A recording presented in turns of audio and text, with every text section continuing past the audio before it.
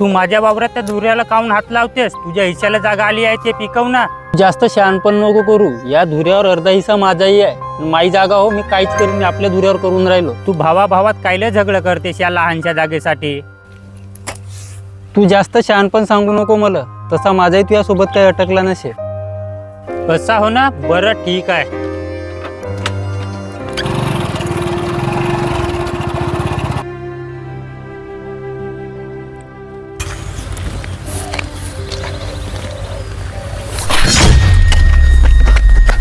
रे का झालं नूतन, का झालं? अरे श्वास घ्यायला त्रास होतोय रे. कोणाला तरी फोन करा.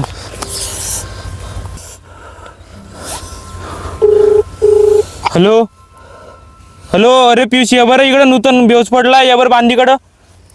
अरे मी थोडसा कामात आहो, तू त्याला दवाखान्यात घेऊन जा, मग मी येतो दवाखान्याकडे. बरं थांब थांब, तुझ्या भावाला फोन लावतो थांब.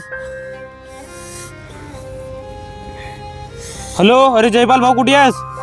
अरे घरी आहो. अरे हा तुझा भाऊ बेवस पडला, ये बरं बांधीकडं. याला दवाखान्यात नेऊ. कुठे रे? अरे बांधीकडं. का झालं? थांब मी येतो. बरं ये लवकर ये. हो हो येतो. चलो. अरे का झाला? चल चल आपण दवाखान्यात जाऊ. चल. आजच्या कलियुगातील ही सत्य परिस्थिती आहे मित्रांनो. प्रॉपर्टी आणि पैशासाठी भावाभावांमध्ये वाद होत असतात आणि ते वाद इतके वाढतात की लहानपणापासून सोबत असणारे भाऊ एकमेकांचे दुश्मन होतात. पण जेव्हा वाईट काळात भावाला गरज पडते ना, तेव्हा भाऊच धावून येत असतो आणि जग फक्त बघण्याची भूमिका घेत असते. बरोबर ना?